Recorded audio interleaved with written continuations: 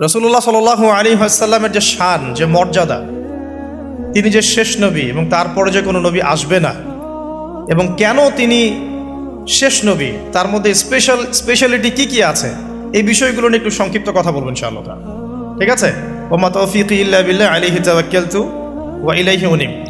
আমি আলোচনা শুরু করতে যাচ্ছি একটা হাদিস থেকে। একদিন রাসূলুল্লাহ সাল্লাল্লাহু আলাইহি ওয়াসাল্লাম মসজিদের পাশ দিয়ে হেঁটে যাচ্ছেন, মসজিদে নববীর পাশ দিয়ে।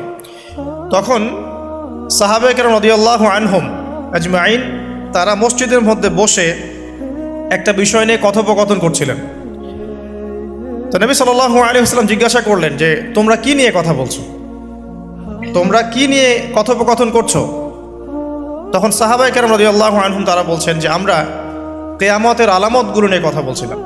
কি নিয়ে কথা বলছেন? কিয়ামতের আলামতগুলো নিয়ে সাহাবীরা কথা বলছেন। তো সাহাবীদের কিয়ামতের আলামত নিয়ে কথা বলার কি দরকার ছিল? তাদের সময় তো আর কিয়ামত হবে না। দরকার ছিল কি?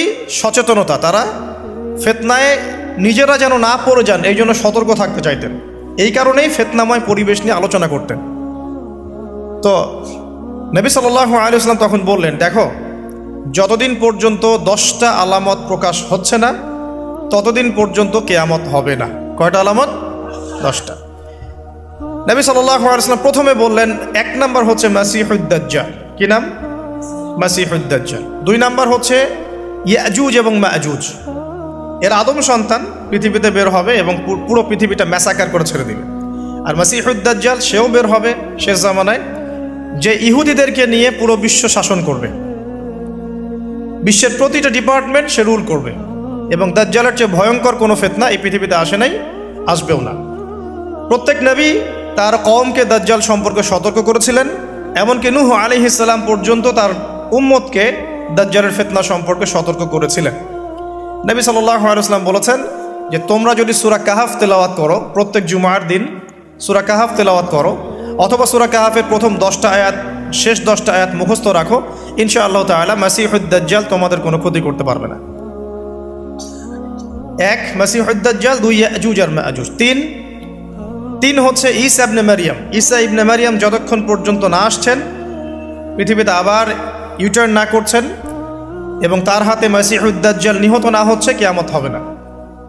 4 দাব্বাতুল আরদ, অর্থাৎ পৃথিবীর ভিতরে একটা প্রাণী আছে, মাটি ফেরে এই প্রাণীটা বের হবে কিয়ামতের আগে আগে, এবং এই প্রাণীটা মানুষের সাথে কথাবার্তা বলবে, কথা বলতে পারা প্রাণী। এ যতক্ষণ বের হচ্ছে না কিয়ামত হবে না ইনশাআল্লাহ তাআলা। কটা বললাম? 4টা। 5 হচ্ছে দুখান বা ধোঁয়া। এই পুরো পৃথিবীর আকাশটা একটা নির্দিষ্ট সময় পর্যন্ত ধোঁয়ায় ছেয়ে যাবে, এবং হতে পারে, আল্লাহু আলাম, হতে পারে যে সূর্যের আলো পৃথিবীতে পৌঁছাবে না, এমন ধোঁয়া হতে পারে। পুরো পৃথিবীটা ধোঁয়ায় ছেয়ে যাবে, এটা সূরা দুখানের মধ্যেও বলা আছে। এটা 5। 6 নম্বরে নবী সাল্লাল্লাহু আলাইহি ওয়াসাল্লাম বলছেন যে একটা ভূমিকম্প হবে পৃথিবীর পূর্ব দিকে। পৃথিবীর পূর্ব দিক মানে এই যে ভারত, পাকিস্তান, বাংলাদেশ, শ্রীলঙ্কা, ইন্দোনেশিয়া, ঠিক আছে, এই সিঙ্গাপুর, এই যে কন্টিনেন্ট, মালয়েশিয়া, এটা পৃথিবীর পূর্ব দিক। এদিকে একটা ভূমিকম্প হবে। তারপরে 7 পৃথিবীর পশ্চিমে একটা ভূমিকম্প হবে। পশ্চিম মানে বোঝেন না? পশ্চিমা বিশ্ব না, সৌদি আরব না, পশ্চিমা বিশ্ব, ব্রিটেন, ফ্রান্স, জার্মানি, তারপরে যে রাশিয়ান কন্টিনেন্ট, হ্যাঁ, ইউক্রেন, এদিকে আপনার আমেরিকা, এই পুরো পশ্চিমা বিশ্ব, এখানে একটা ভূমিকম্প হবে বড়। এবং এগুলো এমন হবে যেগুলোতে ভূমি মাটিতে ধসে যাবে, মাটিতে ডুবে যাবে। ভূমিকম্প না, ভূমিধস। 8 পৃথিবীর মাঝখানে মধ্যপ্রাচ্যে একটা ভূমিকম্প হবে, যেখানে আমাদের সো কল্ড আমিরুল মুমিনিনরা থাকে, যারা আমেরিকা এবং ইসরায়েলের বন্ধু, এদের এখানে একটা ভূমিকম্প হবে ইনশাআল্লাহ তাআলা। আর 9 ইয়েমেন থেকে একটা আগুন বের হবে। ইয়েমেন থেকে একটা আগুন বের হবে, যে আগুন মানুষকে হাসরের মাঠের দিকে তাড়িয়ে নিয়ে আসবে।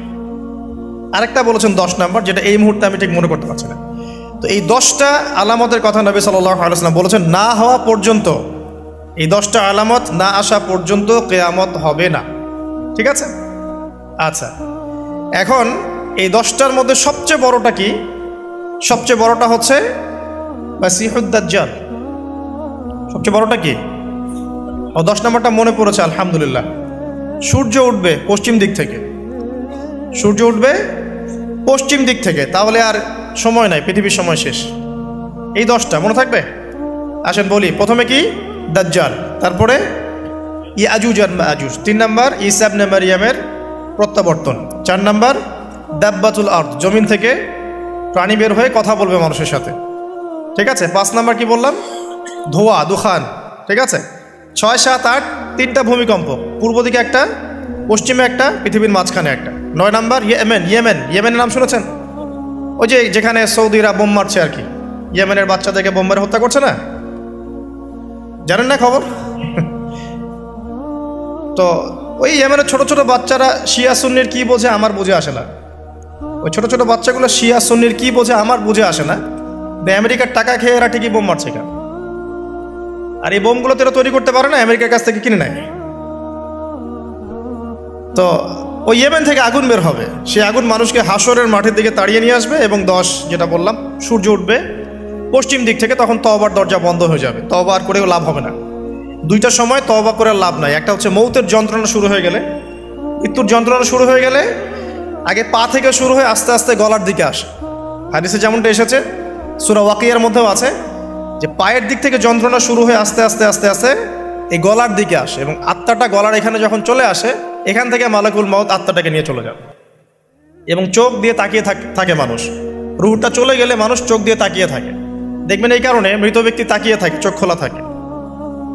এবং তখন আসমান থেকে সিঁড়ি নামিয়ে দেওয়া হয়, ওই সিঁড়িতে করে আত্মা চলে যাচ্ছে, ও তাকিয়ে দেখে যে আত্মা চলে যাচ্ছে।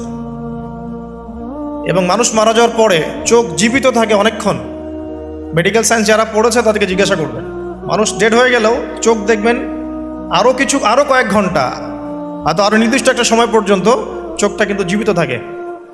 এই জন্যে চোখ বন্ধ করে দিতে হয়। যাই হোক, যেটা বলছিলাম যে মৌতের যন্ত্রণা শুরু হয়ে গেলে তওবা করে লাভ নাই, তওবার দরজা বন্ধ। আর পশ্চিম দিক থেকে সূর্য উঠে গেলে তওবা করে লাভ নাই, তওবার দরজা